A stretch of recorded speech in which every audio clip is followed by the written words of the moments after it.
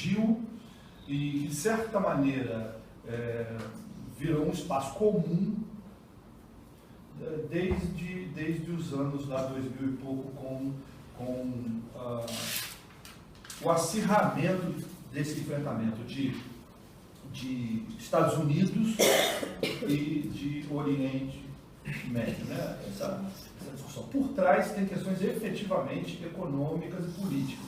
Então, eu não vou ser ingênuo para desprezar esse dado, né? Mas essas discussões, sobretudo ligado àquilo que é o sangue mesmo do sistema capitalista, que é o petróleo, né? Ligado a toda essa discussão acerca do petróleo, essa disputa socioeconômica é potencializada, ou foi potencializada pela religião. Porque, de forma geral, a religião tem essa força potencializadora. E aí, para o bem ou para o mal, né? A religião tem uma capacidade de mobilização, a experiência religiosa, de forma geral, ela, assim como compreende o Tillich, ela estrutura desde dentro e absolutamente o ser humano. Né?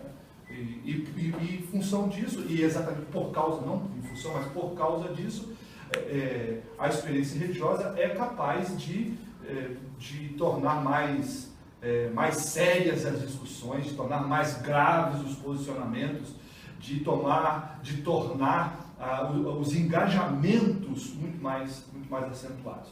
E naquele caso específico, o discurso religioso de um lado estava bem colocado. Me lembro das entrevistas do Bush falando sobre a cruzada do bem contra o mal, né? Era essa a forma que naquele momento se interpretava essa disputa econômica e religiosa, uma guerra do bem contra o mal. E é claro, o bem, sempre quem faz o discurso do bem contra o mal se coloca no lugar do bem, né? E o outro que está ali para ser guerreado, para ser combatido e para ser exterminado é o mal, né? Depois de todas as declarações, o Bush terminava com aquela frase célebre: Deus salve a América, né? Que é de novo trazer Deus para essa disputa, e não para mediação da disputa, mas para assumir um lugar na disputa contra aquilo que é o opositor, e no caso, nas interpretações religiosas, que é a própria figura de Satã. Por outro lado, as inúmeras declarações da Al-Qaeda com o Bin Laden, com outros líderes, também iam na mesmíssima direção. O Ocidente é o Satã que precisa ser silenciado, e aquele atentado, por exemplo, era a espada de Satã que atravessava o coração desse mundo perverso, desse mundo perdido. Bem, eu estou repetindo coisas que nós acompanhamos muito naquela época. E nesse momento, o tema do fundamentalismo se transformou praticamente numa exigência de pauta para todo mundo. Assim, você está no botequim, tomando café, ou se gosta de café, ou qualquer outra coisa, você estava no botequim e você tinha que discutir sobre fundamentalismo. A igreja discutia sobre fundamentalismo, você estava na faculdade, você tinha que discutir sobre fundamentalismo. Em qualquer momento você precisava falar sobre fundamentalismo. E quase sempre a perspectiva é falar do fundamentalismo islâmico, né? Como que essa religião vem dominando o mundo. E é claro, aqui tem um espírito de alguém que está engasgado, né? Alguém que está tomando o meu terreno, que está vindo para o meu quintal e agora precisa desabafar, né? Então essa religião que está tomando o mundo, essa religião que está acabando com o jeito ocidental, com a cultura ocidental, de tolerância, de direitos, né? Democrática sobretudo. Essa gente que está chegando e trazendo essa mensagem nova, louca e sobretudo destrutiva. Então, mais ou menos assim que esse tema entra. Então, é quase que, quando a gente fala sobre fundamentalismo, a gente fala sobre fundamentalismo hoje, né? Para você perceber de que há um ontem e mesmo um anteontem. Isso que hoje menos, é verdade, esse tema inclusive do ponto de vista da grande mídia, ele não está do mesmo tamanho que teve há alguns anos atrás, mas mesmo assim, eu acho que qualquer pessoa que fez as últimas discussões sobre fundamentalismo aí nesses anos que passaram, fica com essa impressão de que o fundamentalismo é uma coisa de islamismo, né? De que o fundamentalismo tem a ver com uma cultura que não passou pelos processos de modernização, como o Ocidente passou pelos processos de modernização, né? Que a gente diz, aquele pessoal lá não viveu o iluminismo, por exemplo, e aí é exatamente por isso que eles ficam com esses pensamentos loucos, né? De sair matando as pessoas, botar bomba no corpo, né? Então a gente acha que o fundamentalismo é uma coisa de islamismo, a gente, nem tanto nós que estamos aqui, mas é uma caricatura daquilo que é o comum, é coisa de fundamentalismo e é coisa de um mundo não modernizado, daquele mundo atrasado lá do Oriente, que não viveu os avanços técnicos, científicos próprios da modernidade. Bem, mas isso efetivamente não pode ser considerado como verdadeiro, né? Se nós pensássemos naquilo que é um fundamentalismo, não hoje, mas ontem, a gente chega a, seria estrito senso, a compreensão correta da expressão fundamentalista, né? O fundamentalismo surge entre os anos de 1910 e 1915 nos Estados Unidos, dentro de uma das maiores universidades do Ocidente, que é Princeton, né? O berço do fundamentalismo é a Universidade de Princeton. E especialmente as discussões sobre teologia e religião dentro da Universidade de Princeton. O entorno, assim, claro, 1910 e 1915 é uma data muito, um recorte ali cronológico muito especial, porque nesse momento foram escritos 12 tomos, 12 pequenos livros que tinham como título Os Fundamentos, ou Fundamentais, né? Foram livros escritos na tentativa de recolocar aquilo que se considerava importante, recolocar os fundamentos da fé cristã que estavam ameaçados, que estavam por demais ameaçados por ventos modernizantes, ventos pluralistas, ventos liberais, né? Essa palavra que espantava tanto naquele momento, hoje nem tanto, mas que ainda espanta alguns arraiais, né? Liberalismo, né? Ou essa expressão liberalismo, parece que o cheiro de enxofre ele sente, né? O liberalismo e aí vem acompanhado de certo cheiro de enxofre. Mas o fato é que desde o século XIX a teologia liberal protestante foi estabelecendo critérios para a leitura do texto bíblico, para a leitura da tradição teológica, para a própria autocompreensão do cristianismo, e esses novos critérios críticos, né, critérios racionais e muitas vezes racionalistas, esses critérios foram criando uma outra agenda para lidar com a questão teológica. Essa outra agenda, que é um outro tema que a gente pode também discutir aqui, mas eu mesmo, por mim, não entro nele, podemos voltar a ele. Mas essa nova agenda, essa nova forma de pensar os temas teológicos,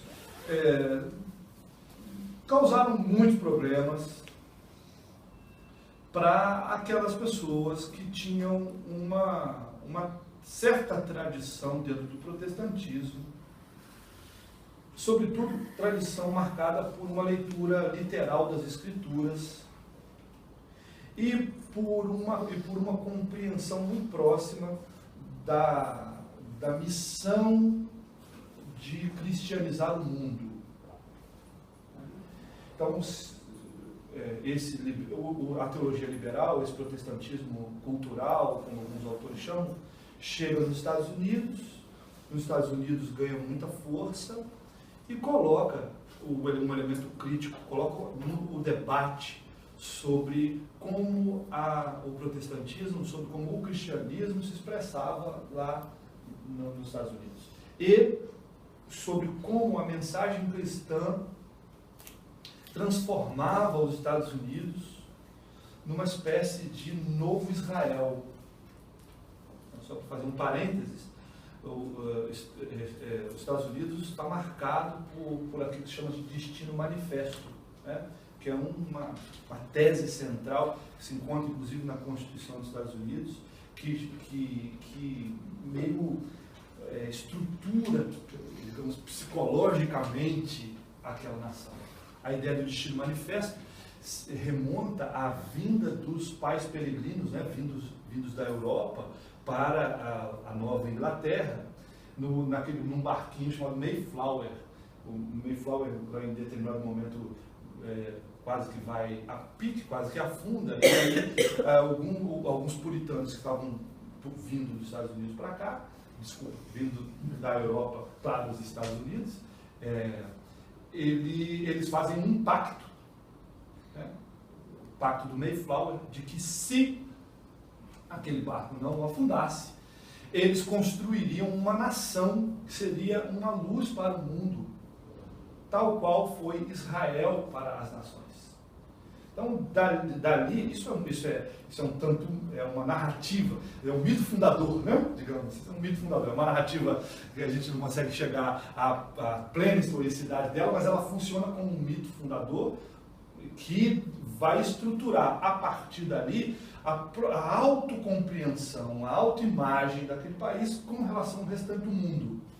E dali surge a ideia de destino manifesto. Há um destino manifesto naquela nação, que é ser luz para as nações, né?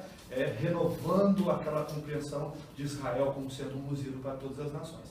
Bem, isso daqui potencializou, essa ideia potencializou muito aquela nação como uma nação cristã, uma nação evangélica e com um destino.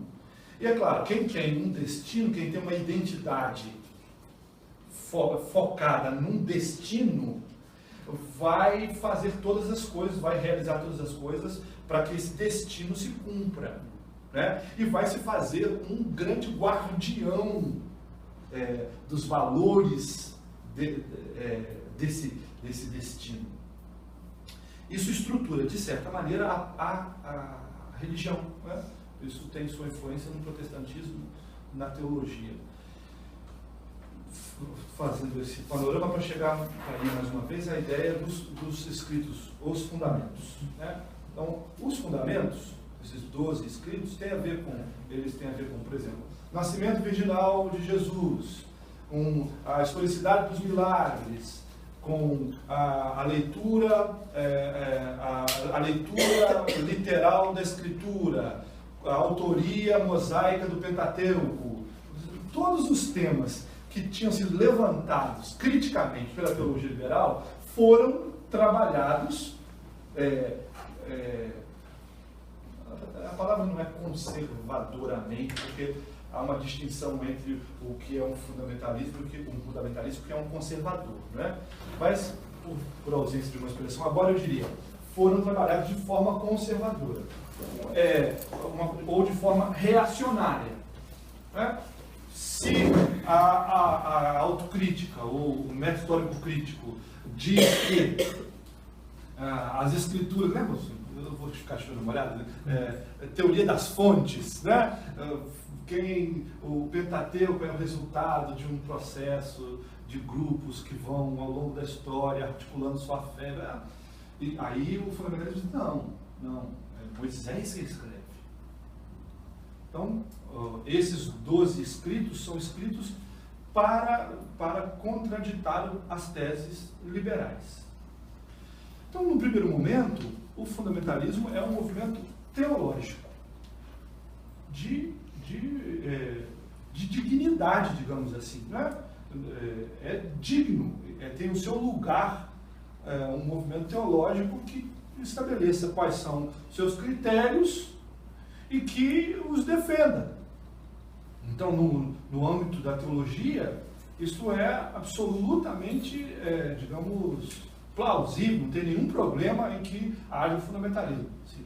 Não, só para me situar na história, nesse momento é aquele grupo, digamos assim, calvinista que predominava, quer dizer, está lá em Princeton, mas aí aquilo ali foi assim, um congraçamento de ideia que refletia algo que era predominante nos Estados Unidos, ou não? Sim. Sim. Então, vamos lá. Como os calvinistas, como os políticos Spurgeon, não sei o quê, ainda sofre influência disso, né? Que seria do final dos anos 1800. Então, o fundamentalismo esse grupo aí. O fundamentalismo é composto basicamente de presbiterianos e de batistas. Né? Presbiterianos e batistas, vez ou outra um metodista, mas o traço mais arminiano dos metodistas não ajudavam muito, porque no início esses escritos mesmo, eles têm uma parte desses escritos, eles acabam indo para a seguinte direção: é mais importante a experiência do que a expressão doutrinária. Então a gente sabe que na história da teologia, essas duas tendências ficaram em tensão. É mais importante a experiência do que a doutrina, ou é mais importante a doutrina do que a experiência.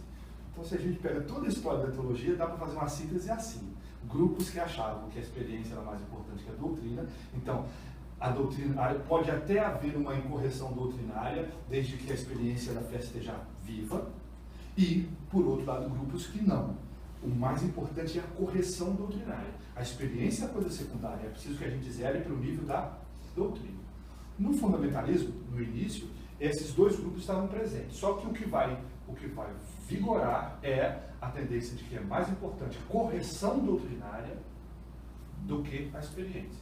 Então, com isso, há uma saída, há um êxodo do movimento fundamentalista de todas aquelas igrejas e daqueles movimentos que são mais, digamos, avivalistas.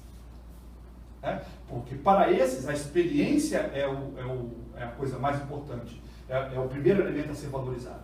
Aí ficam mesmo presbiterianos e batistas, na sua imensa maioria. Agora, é claro, o fundamentalismo não surgiu naquele momento.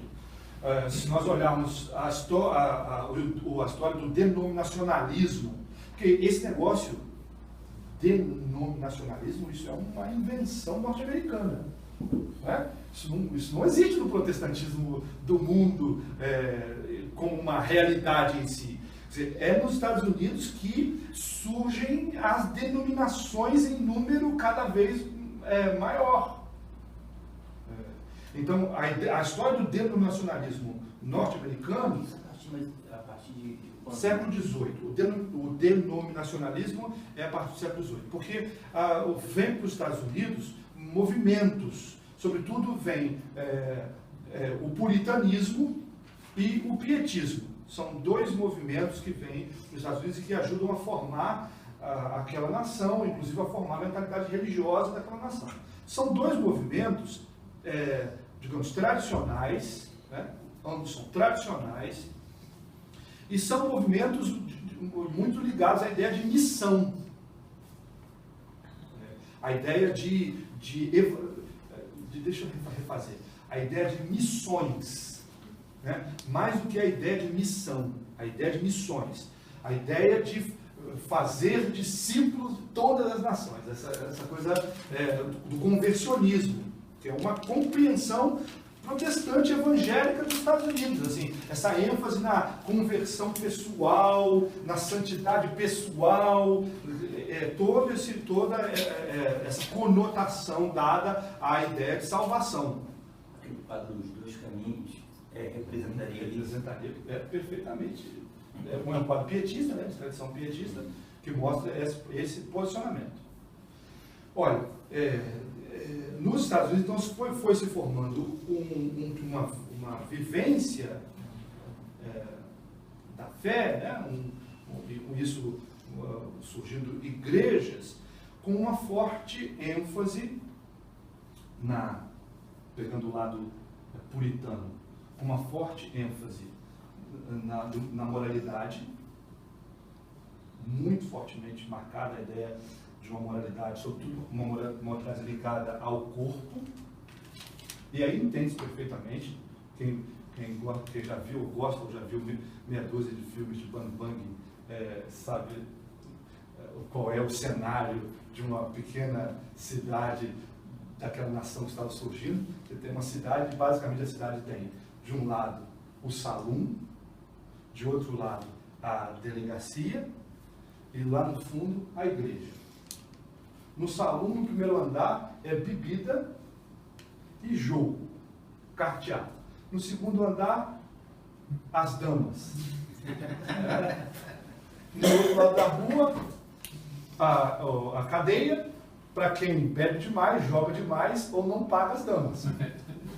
E no fim da rua, a igreja, para acabar com essa coisa. Porque imagina uma nação que está em processo de construção. E que tudo que é ganho é consumido no salão. Quer dizer, a igreja é o elemento de organização dessa sociedade. E claro, a igreja tem uma mensagem. A mensagem da igreja é contra o salão. O jogo, a bebida, a dança e o sexo. Isso é um pouco a mentalidade puritana. E isso está muito fortemente colocado ali. E junto com essa mentalidade puritana, vem toda a tradição pietista. Que não é, nem puritanismo nem pietismo são ruins em si. Né? Estou chamando isso para características. Né? O pietismo com uma forte ênfase na interioridade, na experiência da fé, na necessidade de conversão pessoal. Isso se encontra ali fazendo fazendo a alma. Claro, não é só isso. Também você tem a presença de outras tradições do protestantismo. Você tem ali a presença de um protestantismo mais intelectualizado, mais cultural, mais étnico, né? Porque também tem igrejas anglicanas, luteranas. Estão todas nesse caldo de religião. Mas o que predomina, ou o que predominou à época, antes de chegar nesse 1910, 1915, é uma religião puritana do ponto de vista da moralidade e do ponto de vista da vivência da fé, muito dividida entre um grupo que quer observar a exatidão doutrinária, e esse grupo acaba sendo chamado de conservador, um pouco como nós ainda conhecemos essas divisões. Acaba sendo chamado de conservador, liturgias mais conservadoras, construindo seminários, publicando livros, e por outro lado um grupo mais ligado aos movimentos de santidade, mais avivalistas, com assembleias muito mais empolgadas, com liturgias mais quentes, e também dando menor importância à coisa dessa doutrina mais bem acabada, porque o importante mesmo é a experiência viva. Então, esses dois movimentos estão convergindo para o século XX. Agora, eles conseguem se reunir igualmente, né? Eles se reúnem contra um inimigo comum. O inimigo comum é o liberalismo, a teologia liberal. Porque a teologia liberal, de certa maneira, ao menos na visão, ameaça ambos. Sim. E essa pregação seria na dicotomia se é aterrado, se é o inferno? Muito fortemente. Quer dizer, e hoje, de certa forma, a gente ainda tem muito dessa tradição, né, que se originou lá atrás e que se estendeu até os dias atuais. Qual é a história da igreja ou das igrejas protestantes evangélicas no Brasil? Basicamente, a história das missões advindas dos Estados Unidos, com raras exceções, sobretudo naquilo que a gente chama de protestantismo étnico, né? A igreja anglicana e a igreja luterana chegam aqui por um processo de abertura dos portos, né? lemos lá as aulas de história, quando vem para cá a corte e as negociações que são necessárias serem feitas com os povos, porque o protestantismo aqui era proibido, né? A tradição católica era oficial, mas por conta de novos acordos comerciais com outras nações que não aquelas da Espanha e de Portugal, foi preciso, nesse acordo, nem permitir, mas tolerar, num primeiro momento, que aqueles que viriam para cá, com suas confissões religiosas, que eles tivessem direito a culto. Tolerar porque essas igrejas não podiam ter, por exemplo, nenhuma identificação externa. Podia ter culto, mas não podia ter proselitismo. Então, tirando essas igrejas do protestantismo étnico, as outras todas vieram nesse caminho dos Estados Unidos. E quem é que faz missão? Quem é que cria uma junta missionária, que bota dinheiro na junta, que pega alguém e envia de um país para o outro e paga essa pessoa durante a vida inteira, que cria um seminário para ensinar certo tipo de teologia, que paga, que constrói? Quem é que faz isso?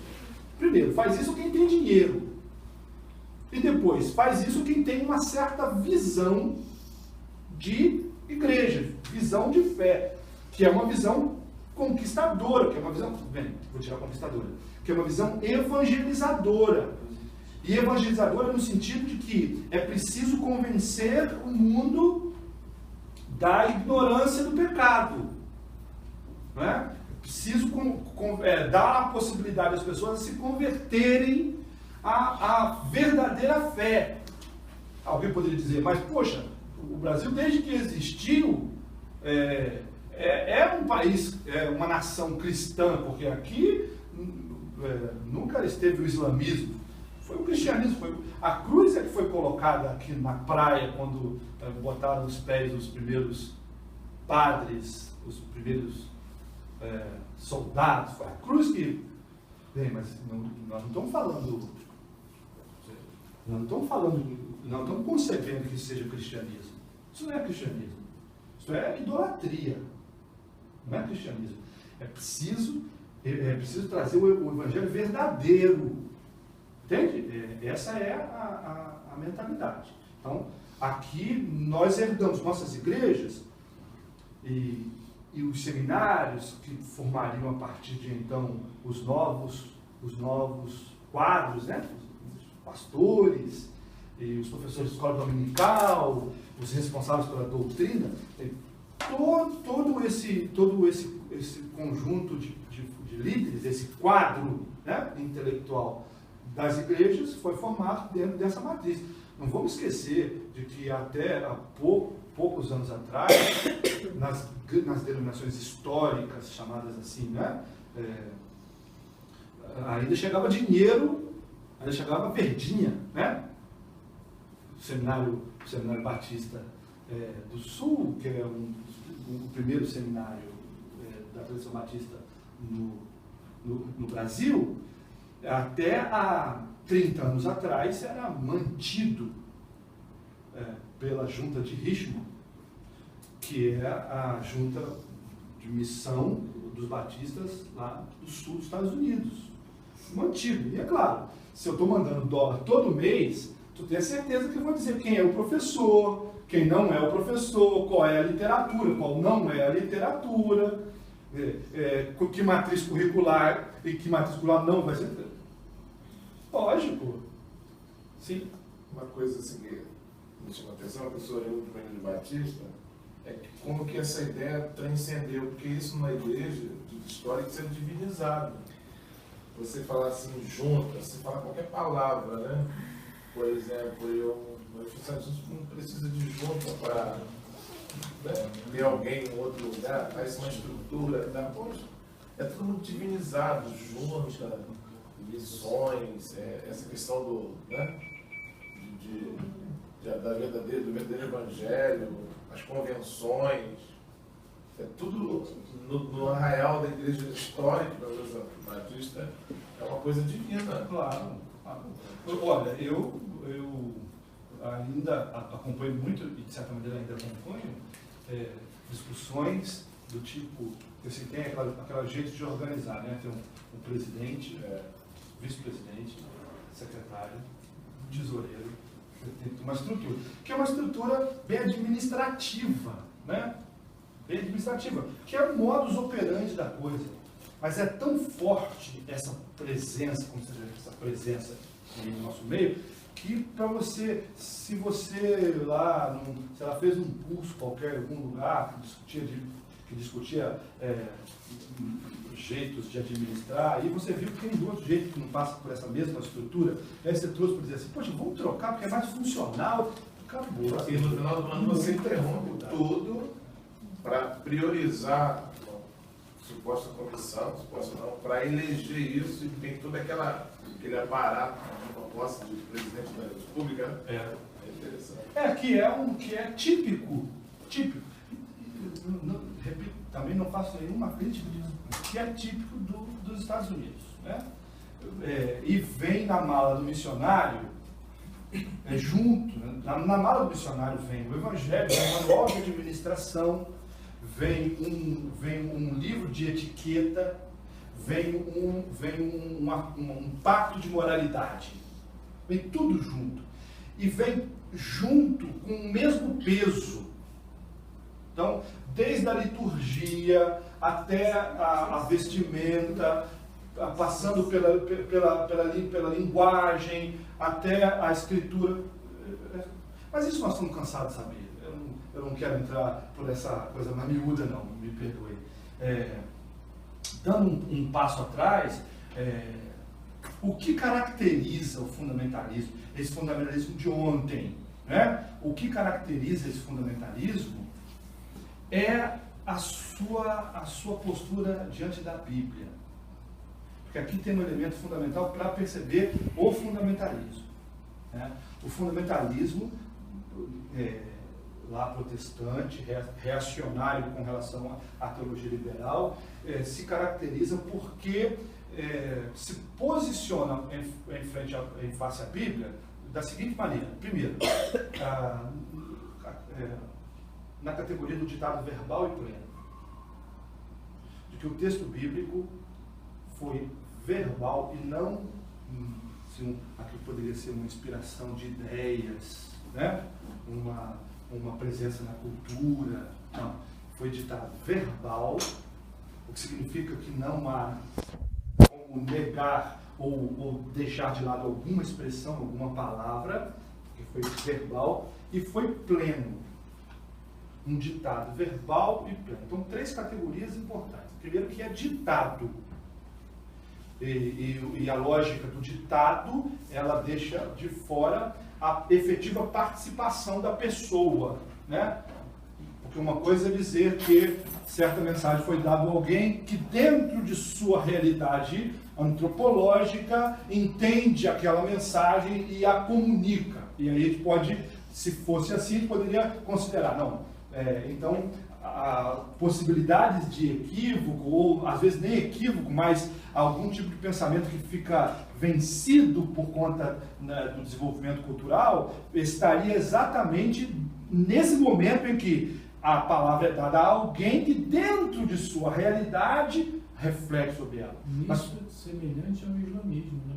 Como se fosse ditado também no Maomé, né? Assim, nesse aspecto de ditado. E assim, semelhante a certo islamismo, porque também essa não é uma categoria que esteja em todo o islamismo, né? Mas aí, voltando ao fundamentalismo de hoje, como a gente olha o islamismo muito com essa caricatura do fundamentalista, a gente tende a imaginar uma coisa só, mas há no islamismo tratos com o Corão muito diferentes. Há tratos, há formas de convívio com o Corão muito diferentes. Se você pega os místicos islâmicos, eles não leem o Corão literalmente de forma nenhuma. Não mesmo. Mas o protestantismo é um ditado, então a coisa da mecânica, que é verbal, para não deixar nenhuma dúvida e para dar toda a ênfase na literalidade, na letra, e é pleno. Da primeira à última expressão. E essas três categorias, então, tornam a Bíblia inerrante. Né? O conceito de inerrância da Escritura. Que eu sei que pouquíssimas pessoas, se fosse perguntado no auditório, pode ser um auditório muito diferente, diverso, se fosse perguntado no auditório, quem aqui acredita na inerrância da Escritura? Eu imagino que 99%, para deixar uma coisa de fora, levantaria a mão prontamente. Né? Porque num estado de vigilância, como muitas vezes nós vivemos, não afirmar ou não subscrever esse ponto é arriscado demais.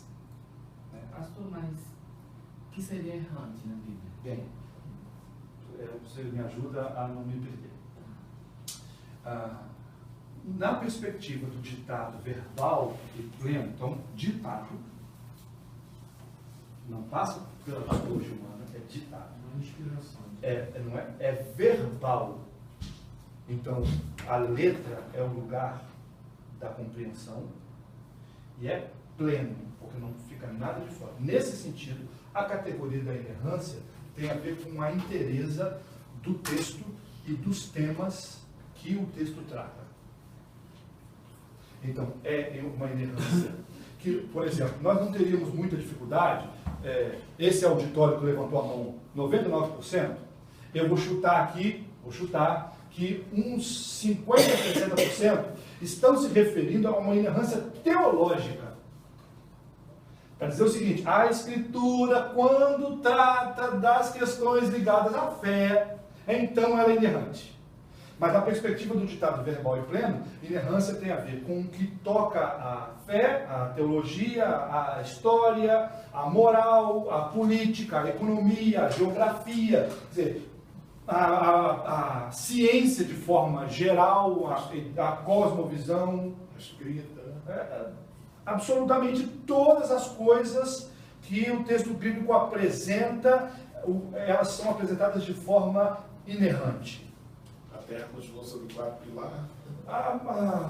O caso mais discutido até hoje, impressionante, até hoje discutido, mas que foi o primeiro dos grandes temas lá a partir do ano de 1920, foi o ensino, 26, o ensino nas escolas sobre as teorias de criação do mundo, de surgimento das espécies, as discussões sobre biologia. Né? O problema que os Estados Unidos levantou de forma muito intensa, que foi para os tribunais, e que inclusive os tribunais deram ganho de causa às igrejas. Foi o veto ao ensino do criacionismo nas escolas. O veto ao ensino ao ensino do evolucionismo nas escolas. A obrigatoriedade do ensino do criacionismo. E quando os estados, a legislação é por estado, não é uma legislação como federativa, quando num estado era permitido o ensino do evolucionismo, o contraponto era a necessidade do ensino religioso naquela escola para falar do criacionismo. Isso virou uma tensão muito, muito forte com professores, e hoje tem livros e filmes escritos, né, sobre isso, professores condenados, professores efetivamente presos por ensinarem evolucionismo. Mas o que está diante disso? É uma discussão científica? Não, não é uma discussão científica. Poderia ser? Sim, poderia ser uma discussão no nível da ciência, mas ali não. Ali é uma discussão deflagrada por uma única questão. O texto bíblico é inerrante, e é inerrante do ponto de vista da cosmologia. Então, se o texto bíblico diz que foi criado em 6 dias, foi criado em 6 dias. e pronto. Né? Então, essa inerrância, respondendo efetivamente a sua pergunta, essa inerrância tem a ver com a totalidade das coisas que estão na Bíblia, que no fundo são a totalidade das coisas da vida, porque a Bíblia trata de todas as coisas da vida. Aí você tem a ideia de um literalismo bíblico. Então, esse literalismo bíblico, que está construído sobre o princípio do ditado verbal e pleno, e da inerrância da Escritura, né? Como se ele estivesse fazendo uma... Você tem a ideia de ditado, de ser verbal e pleno. Isso culmina na ideia de inerrância e gera uma forma, uma hermenêutica que é o literalismo, a leitura literal. Você fica mais ou menos esquematizado assim. Essa leitura literal, mesmo que não chegue, por exemplo, a nós todos, a gente da igreja, né? Que não chegue toda a estrutura, a discussão mais clara sobre o que é a perspectiva do ditado, ser verbal e pleno, mesmo que não chegue uma discussão mais clara sobre a inerrância, uma coisa chega a todos, que é uma hermenêutica literalista. Isso chega a todos.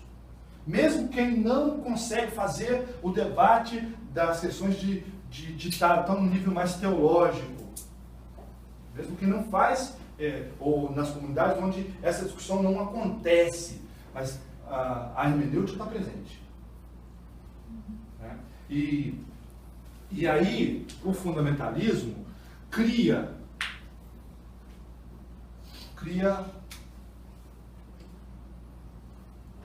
o jeito certo. Cria a ideia de regra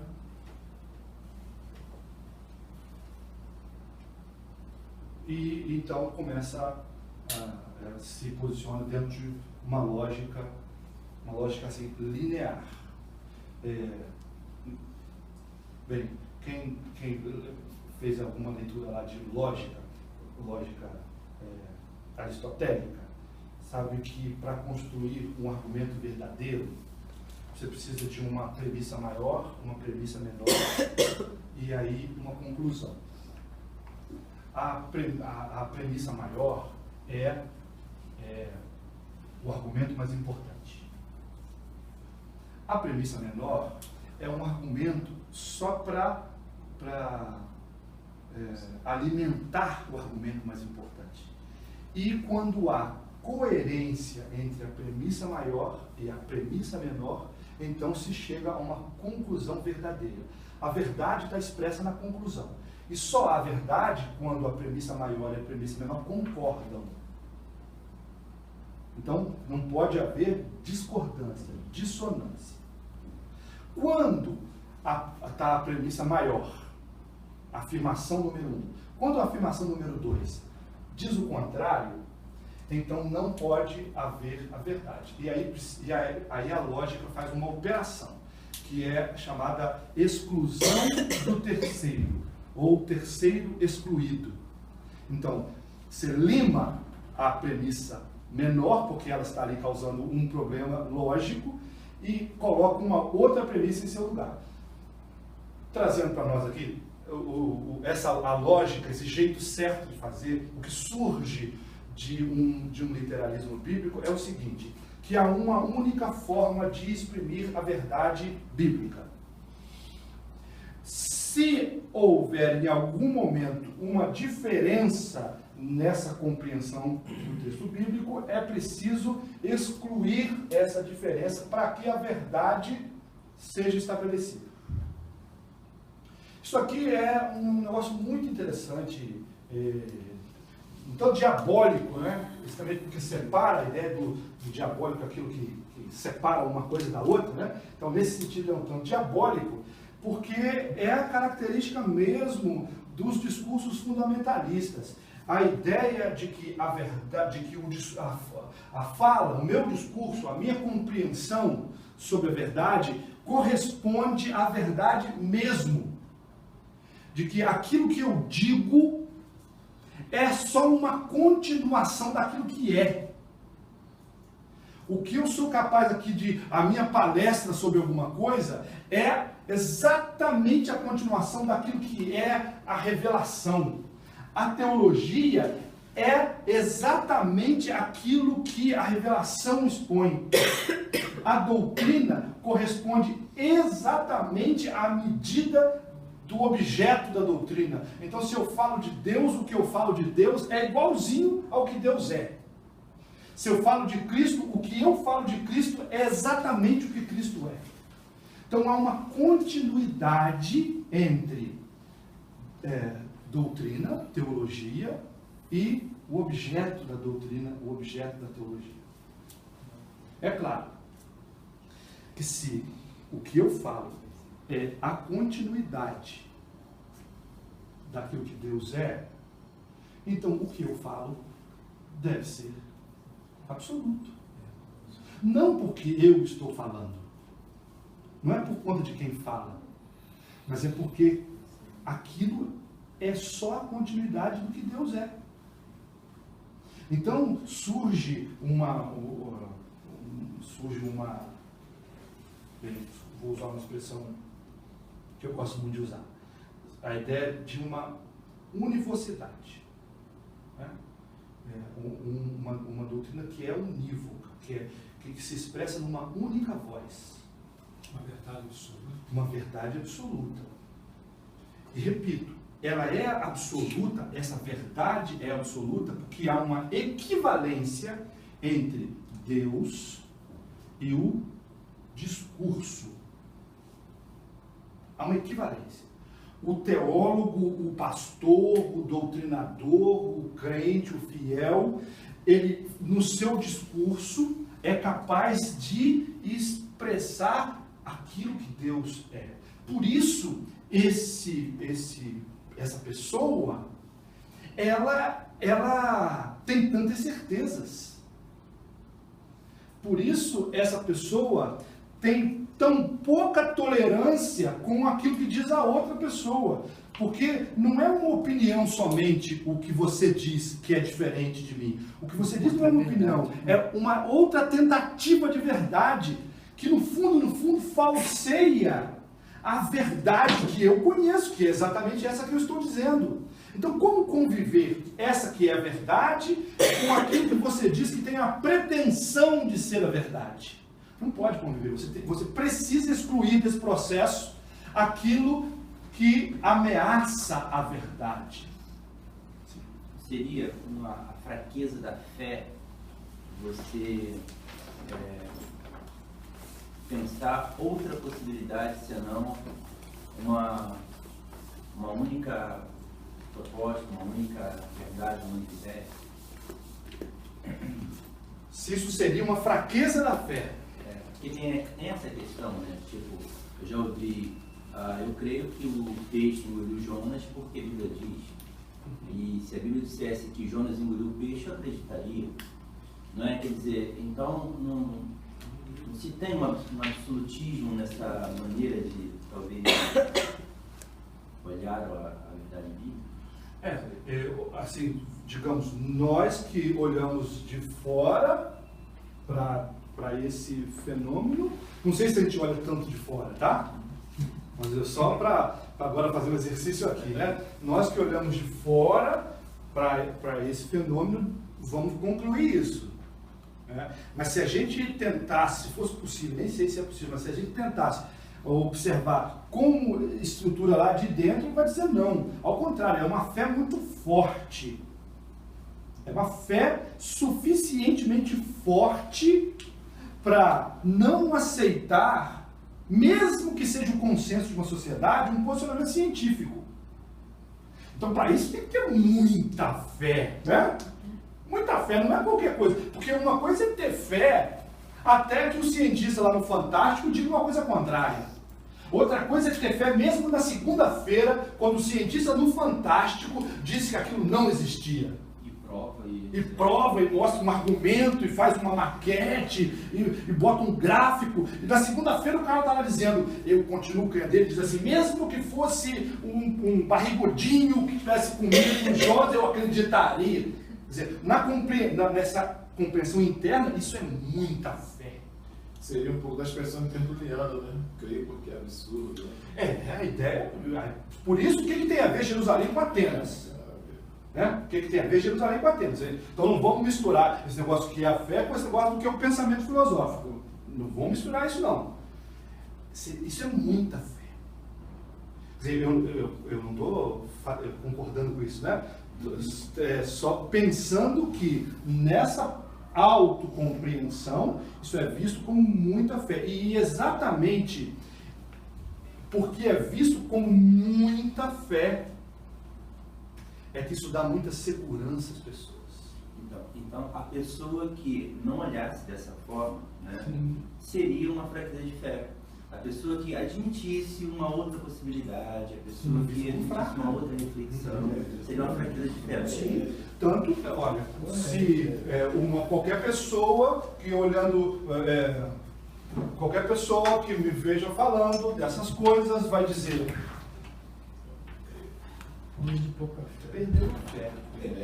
A teologia fez mal a ele perdeu a fé. Ele se perdeu, acabou se perdendo. A letra má. E todas as coisas que é frio. E assim, só pode estar no pecado. Então toda. O que nós estamos falando agora, na contraposição dessas duas personalidades, desses dois grupos, então há uma mútua acusação, né? Agora, o interessante é assim, que o fato de julgar que para viver nesse lugar precisa ter muita fé, isso confere, isso dá à pessoa muita segurança.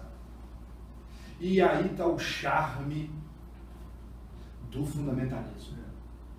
Quer dizer, porque nós pensamos, porque a questão desafiadora é pensar o seguinte: como que num mundo plural como o nosso, né, que desde o advento da globalização, passando pelos meios de comunicação de massa que pulverizam informação no mundo todo o tempo, sendo um mundo tão plural, como é que surge o fundamentalismo? Mas não é que surge como uma exceção que fica lá em algum lugar, uma coisa exótica. Não, é uma expressão que vai tomando conta da sociedade de forma, em alguns países, hegemônica. O grande terror da Europa, inclusive fazendo hoje movimentos para a renovação de política de migração, o grande terror é a chegada intensa de muçulmanos dentro dessa, mais ou menos dentro dessa caricatura do muçulmano fundamentalista vindo para a Europa. Quer dizer, há posicionamentos meio de pânico em frente a isso. Como é que num mundo tão plural tem espaço para essa coisa fundamentalista, para esse retorno ao fundamento, porque fundamento o que é? Fundamento é um chão seguro debaixo do pé. Fundamento é ter segurança. Eu leio o texto bíblico e eu sei que ele está dizendo o que ele está dizendo. Não precisa me dizer assim, não, você tem que perceber que ali tem uma linguagem simbólica, que não necessariamente está dizendo isso que está dizendo. Não, eu leio o texto bíblico e eu sei que esses são 6 dias. Eu sei que um dia tem 24 horas e que eu consigo arrumar isso, me dá segurança, eu consigo viver. Esse retorno ao fundamento não é um acidente de uma sociedade plural. Ao contrário, esse retorno ao fundamento, ele é o efeito, um dos efeitos de uma sociedade plural. Porque uma sociedade plural substitui, de certa maneira, o chão concreto por uma areia movediça. Quer dizer, uma cultura da relativização é estabelecida. Quem tem dificuldade de lidar com isso precisa botar de novo um chão firme debaixo do pé. Então o fundamentalismo, ele tem um lugar garantido nessa sociedade plural exatamente em função do desafio que o relativismo estabelece, que a pluralidade coloca. É como que não aguento viver sem ter um lugar seguro para pôr os pés. Preciso de segurança. Não aguento viver nessa necessidade de ter que repensar a minha identidade. Preciso de alguém que me diga exatamente como eu devo ser, como devo proceder, que coisas eu vou vestir, o que eu vou comer, de que jeito eu vou existir. Então, está muito relacionado uma coisa e outra coisa. Na religião católica a gente observa esse fundamentalismo fortemente, a ponto de termos aí uma grande camada da religião que não pratica, mas que diz, né, que ecoa essa questão, essa verdade absoluta. Como os santos, por exemplo, que nós temos aí. E eles vêm trazendo isso uma cultura ou uma inculturação de convencimento de verdade, tratando isso como absolutismo. Sabe que eu estava uns anos atrás, uns 4 anos atrás, num evento, e aí estava numa mesa e junto comigo tinha uma professora, professora da PUC aqui, e o evento era sobre fundamentalismo. E é claro, até por questões históricas, falar sobre fundamentalismo é partir do protestantismo, é isso mesmo, né? E ela estava falando da identidade católica dela, ela estava falando sobre fundamentalismo, dizendo o grande problema do literalismo bíblico, ela é professora de Bíblia, o grande problema do literalismo bíblico, aí ela apontava como que não dá para ler o texto bíblico de forma literal, ela fez isso tudo com muita competência, mas ela foi incapaz de pensar o fundamentalismo um passo além do protestantismo. Ela não conseguia fazer uma autocrítica e dizer assim, poxa, mas também minha tradição tem fundamentalismo, Uma característica do fundamentalismo, isso também. É uma característica do fundamentalismo. Aí ela terminou de falar e eu falei assim, vou fazer uma provocação. Dizer, é verdade que o protestantismo tem literalismo bíblico, até porque o protestantismo se expressa do ponto de vista daquilo que é fonte para a sua teologia, ele se expressa biblicamente. Não vamos esquecer que Lutero faz questão de falar da sola escritura. Que Lutero não aceita que o magistério seja uma fonte para a teologia. Então, a sola escritura, para o bem e para o mal, formam a identidade protestante. Para o bem e para o mal. Para o mal, nesse literalismo, não tem nenhuma dúvida. Aí disse para ela, agora seria que não daria para a gente encontrar a expressão fundamentalista dentro da tradição católica, olhando para aquilo que é o elemento estruturador da teologia católica, porque o elemento estruturador da teologia protestante é a Bíblia. E aí o fundamentalismo protestante vai passar pelo literalismo bíblico. Mas qual é o elemento estruturador da teologia católica? Porque aí a gente tem que perguntar, será que não há um literalismo nesse elemento? Por exemplo, falei com ela, o magistério. O magistério é um lugar a partir do qual a teologia católica se faz. Como a teologia lida com ele? E para fechar o negócio, século XIX é o século onde se constrói o princípio da inerrância bíblica. Não é? E é o mesmo século que se constrói o princípio da infalibilidade papal.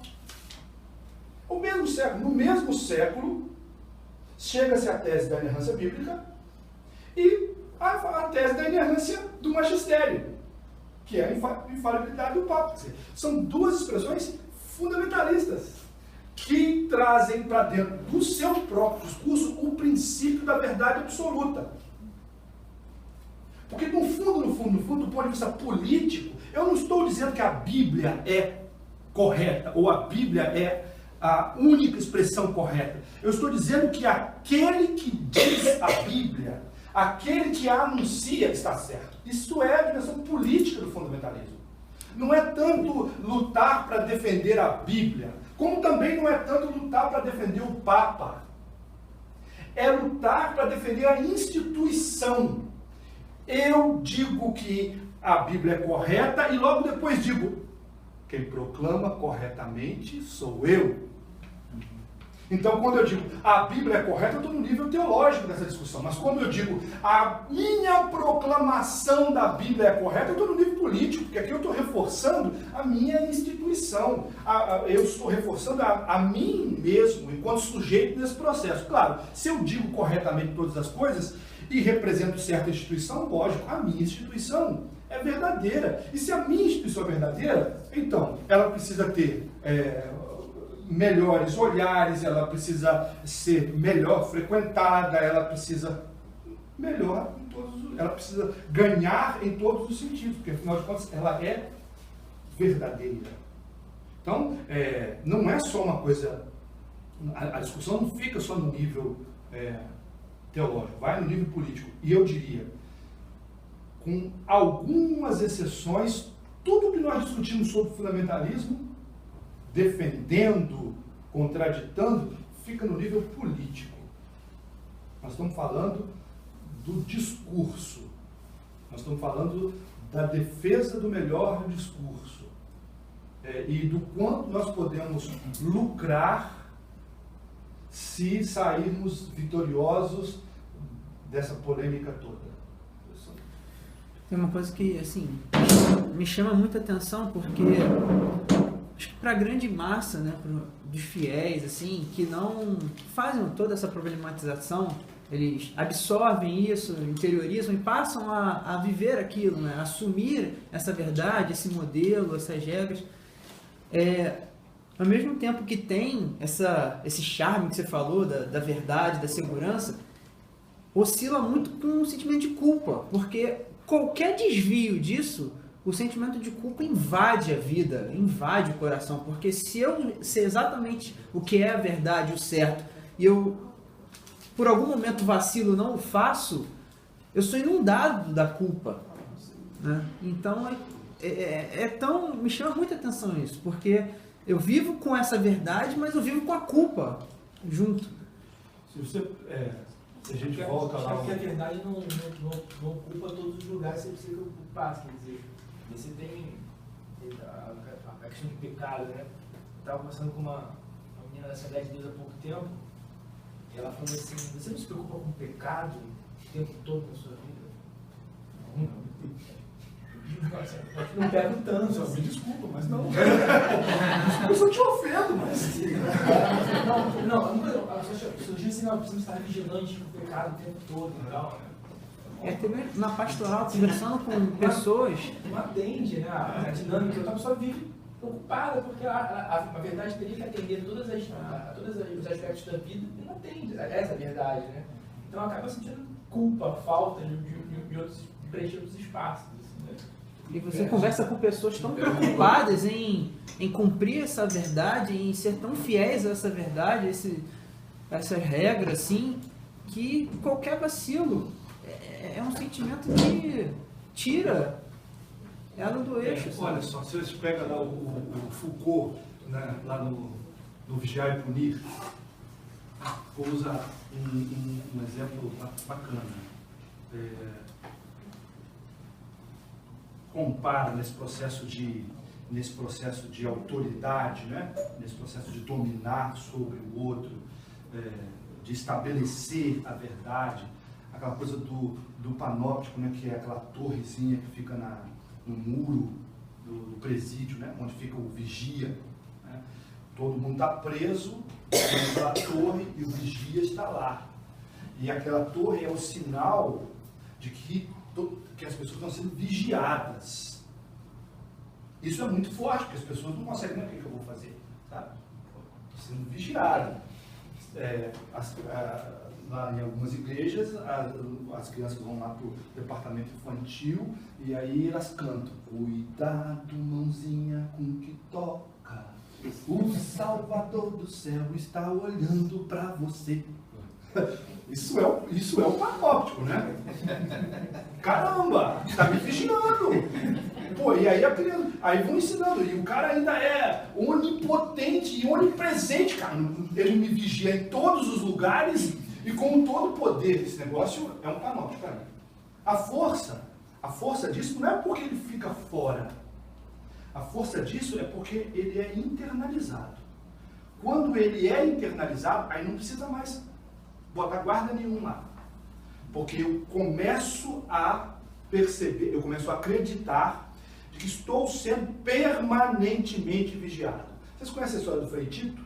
Antes de ser alfabetizado, né? Antes de ser alfabetizado. Você não Conhece a sabe o que história do é Frei errado, Tito, sabe o que é aquele o frei dominicano que no período de ditadura militar foi preso, torturado, né? Depois solto na França, cometeu suicídio. Mas ele dá um testemunho muito interessante, dizendo que o delegado Fleury, que foi o torturador dele, estava permanentemente dentro da cabeça dele. Aqui, quando eu ouvi esse relato dele, eu fiquei, isso é a força do censor, que seja o Deus censor, né? A estrutura teológica que funciona como censor, está internalizado.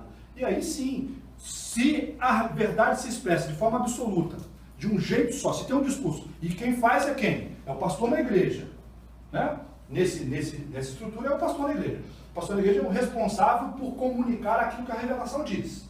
E ele diz com peso, com autoridade, porque ele não fala por ele fala pela revelação. Então, meus irmãos, agora nós vamos ouvir a palavra de Deus. É assim que inicia uma pregação. Nós vamos ouvir a palavra de Deus. Então, daqui, os 40 minutos em diante, está tudo dentro do guarda-chuva, a palavra de Deus. O cara está dizendo com a mesma autoridade que a própria palavra. Então, se alguém se encontra, por algum motivo, longe, distante daquilo que está sendo dito, ele vai ser, ele, no primeiro momento, nos primeiros dias da sua caminhada, se ele é convertido, digamos assim, vai precisar de um diácono perto dele, de um discipulador perto dele, tem nomes mais modernos, né? Como é que é? Mentor, tem vários nomes para isso, né? Facilitador. Ele vai precisar de uma figura dessa para dizer, olha, não faz isso, faz isso, não faz isso, faz isso, não faz isso. Daqui a pouco, ele já não precisa. Daqui a pouco está internalizado e ele não precisa mais. Eu não estou desqualificando nenhuma dessas figuras de mediação. Estou dizendo que só nesse aspecto elas funcionam nesse sentido, né? Daqui a pouco não precisa mais. Nietzsche disse com muita propriedade, isso é a má consciência que o cristianismo cria. O cristianismo, concordemos ou discordemos do Nietzsche, o cristianismo para Nietzsche, lá na genealogia da moral, cria uma má consciência. Ele alguém, porque consciência não é uma coisa natural, consciência é uma coisa socialmente construída. A subjetividade não é uma coisa que nasce conosco, é uma coisa que se constrói. Ele observa, criou-se uma moral do escravo. Então, alguém que vai se convencendo, a partir dessa noção de uma verdade absoluta, de que é exatamente assim, e é assim não porque o líder diz, mas é assim porque o próprio Deus diz, essa pessoa internaliza certa consciência e vai se orientar por ela. Não precisa mais de vigia na torre, não precisa mais da pessoa no seu calcanhar, porque a partir dali um autopoliciamento vai acontecer. Aí está a força do negócio. Aí está a força. Porque se eu pudesse me esconder, né, ver onde a pessoa está, me escondo para fazer o que eu preciso, tranquilo. Porque pelo menos não me viu. Então, agora, quando não tem nenhuma chance de me esconder, porque é interno, quando o Fleury lá está dentro de mim permanentemente, então não tem como nenhum espaço de trégua, né? E o Salmo 139, uma perspectiva de cuidado e uma perspectiva de vigilância. Vigilância. Eu não posso fugir do teu espírito. Se eu vou pro abismo botar minha cama, você está lá. Olha, como é que esse negócio é maluco? Como você disse perfeitamente. Se eu estou olhando na perspectiva da vigilância, então eu estou aterrorizado, cara. Caramba! Esse cara não me deixa em paz nem no abismo onde eu boto minha cama. Se só é vigiado, tem que fazer algo errado. Agora, de novo, é a questão da hermenêutica, né? Então, se os meus olhos se a minha perspectiva ao ler é de cuidado, então eu estou descansado, porque, poxa, se eu estou no abismo, eu estou sendo cuidado. Agora, o fundamentalismo, eu não vou dizer que a tendência, né? A tendência do fundamentalismo é botar estes olhos de vigilância, exatamente porque a grande disputa é pela expressão correta do discurso doutrinário. A grande disputa é pela expressão correta. Daí surge toda essa força da apologética dentro do cristianismo, ou pelo menos dentro do cristianismo contemporâneo, porque a palavra apologética ela tem mais do que uma possibilidade, né? O Paul Tillich usa a palavra apologética com uma conotação muito positiva, por exemplo, mas como nós compreendemos hoje, a apologética é a defesa da fé, a defesa do discurso correto acerca da fé. E nessa defesa, o que consta é fazer o melhor argumento, o argumento ortodoxo, né, que deve se sobrepor a todos os outros argumentos que acabam sendo heterodoxos, mas numa palavra mais comum, acabam sendo heresia. Né? Heresia, expressão do erro mesmo. Poderíamos dizer que a Bíblia é inerrante, mas é possível ela deixar de ser, de ter esse caráter de inerrância a partir do momento que ela passa pelo discurso humano?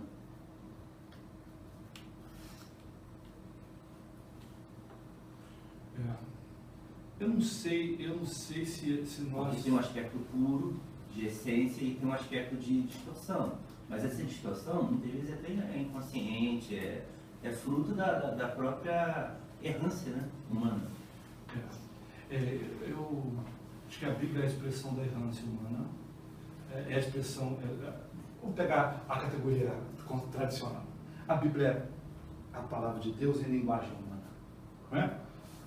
Pensando o tema da revelação, Deus se comunica conosco, a autocomunicação de Deus é plena, desde a criação Deus se revela, porque ao criar não cria por procuração, né? Mas coloca a mão na massa para criar, então se revela. Só que o outro lado dessa moeda é a recepção dessa autorrevelação.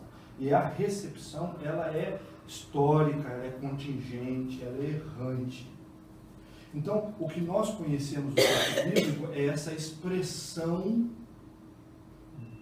que, a partir de uma errância humana, nós experimentamos. Eu gosto muito lá daquilo que diz Lutero, que nós devemos aprender a fazer uma leitura cristológica da Escritura. Isso não significa que a gente deva sair procurando Cristo em toda lacuna da Escritura, como às vezes a gente faz, né? Tem uma lacuna, a gente coloca a figura de Cristo. Não. Mas é mais ou menos para dizer o seguinte: o Deus encarnado é critério, o Logos encarnado é critério para o Logos escrito. O Logos encarnado é critério para o Logos escrito. No sentido de que Jesus é critério para a Escritura. Assim, em Jesus, parece-me de que a gente não tem muito espaço para ficar nesse negócio do leitura literal, de perspectivas fundamentalistas, de uma coisa de ditado verbal pleno. Com que liberdade Jesus diz assim: vocês ouviram o que foi dito? Contudo eu vos digo. Tomai sobre vós o meu jugo. Jugo é um conjunto de interpretações que um rabi faz da Escritura. Tomai sobre vós o meu jugo, ele é suave. E mesmo dizendo, não pense que nenhum tio da Escritura vai passar, Jesus no passo seguinte faz uma, não desqualifica, não descarta, mas faz uma revisão ou recolocando a Escritura naquilo que é o espírito de fato da Escritura. O sábado, o homem não foi feito para o sábado. O sábado foi feito para o homem. Então tem o Logos encarnado, é critério do Logos escrito. Porque aqui as coisas se recolocam, as prioridades são refeitas. Isso está bem explicitado também na doutrina católica, por Ratzinger, por Hahnemann, essa coisa do critério ser Jesus Cristo. Assim, né? Sim, nem como sempre. Hermenêutica e tal. Nem sempre isso se verifica na realidade. Se você estava falando sobre fundamentalismo católico, aí poucos anos atrás, o Ratzinger, ainda Ratzinger, não Bento XVI, escreveu ou assinou um documento que foi uma pancada, uma expressão de fundamentalismo, que é aquele Dominus Iesus, uma expressão plena de fundamentalismo, ao ponto de dizer assim: olha, a verdadeira igreja subsiste na igreja católica, ponto. As outras comunidades têm elementos eclesiais, mas não são igreja. Quer dizer, alguém só pode chegar a essa conclusão quando se percebe como na continuidade da própria revelação. Quer dizer, eu sou guardião da fé. Eu dizia, é preciso pensar fundamentalismo hoje, ontem e anteontem. Anteontem. O que são as cartas pastorais senão uma expressão fundamentalista da fé cristã? As cartas pastorais, Timóteo 1 e 2 e Tito, são uma expressão fundamentalista da fé cristã. Porque pela primeira vez nós vamos começar a ouvir o seguinte: a sã doutrina. Sã doutrina. O que é a sã doutrina? A sã doutrina é a clara compreensão de que entre as possibilidades de experiência e de vivência da fé cristã, há uma que corresponde à verdade. Claro, uma sã doutrina pressupõe uma doutrina insana. Lógico, uma sã doutrina pressupõe uma doutrina insana. E uma sã doutrina precisa ser comunicada dentro de uma estrutura que garanta o seu caráter absoluto, sua expressão unívoca. Por isso, é preciso que tenha um bispo, que tenha um presbítero, embora lá essas expressões podem, inclusive, ser equivalentes, e que tenha um diácono. Quer dizer, tome isso e compare, por exemplo, com boa parte da eclesiologia, mesmo da cristologia paulina. Não tem lugar. Eu fico impressionado. Se pega o livro de Atos dos Apóstolos, pegam 2 discursos do livro de Atos dos Apóstolos. Pregação de Pedro em Pentecostes. Pregação de Paulo em Atenas. Os dois têm uma mesma experiência de fé. Não é? A mesma experiência de fé. É a experiência de fé com Cristo. Agora, olha a diferença entre uma experiência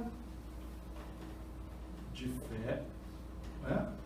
Quero dizer, sobretudo, a diferença entre fé e uma expressão da fé.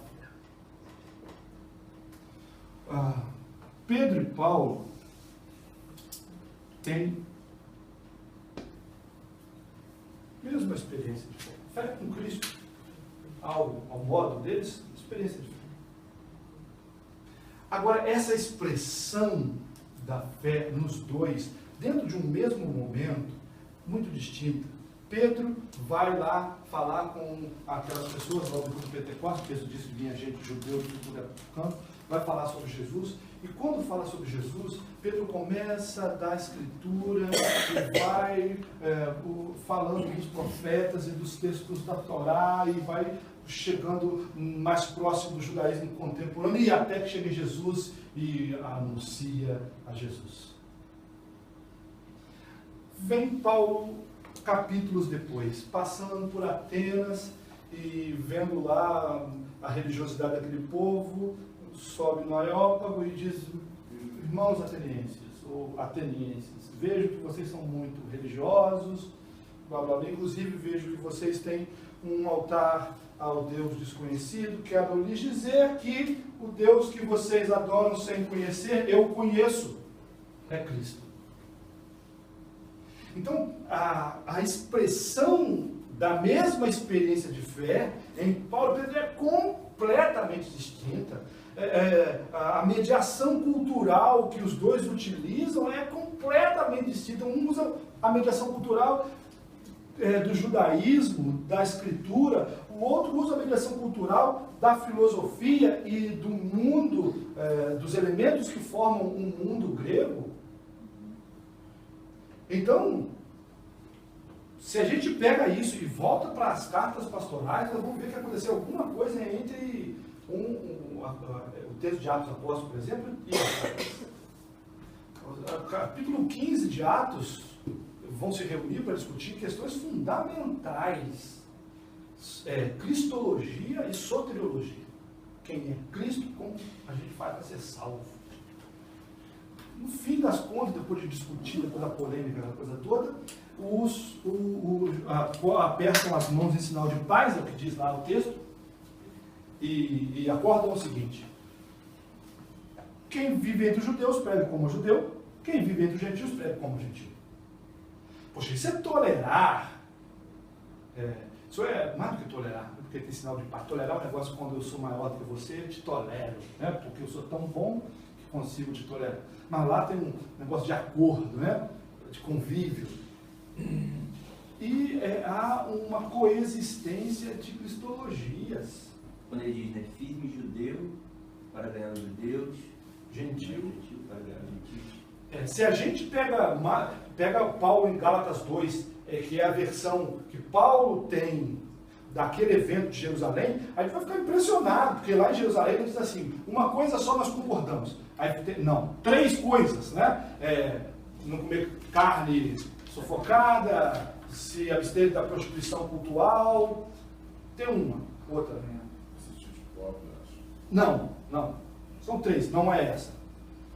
Paulo, quando vai falar em Gálatas 2, ele vai dizer o seguinte: uma coisa só nós acordamos: cuidar dos pobres.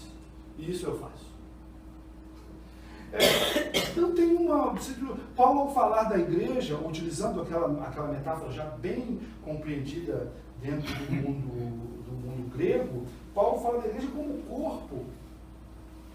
A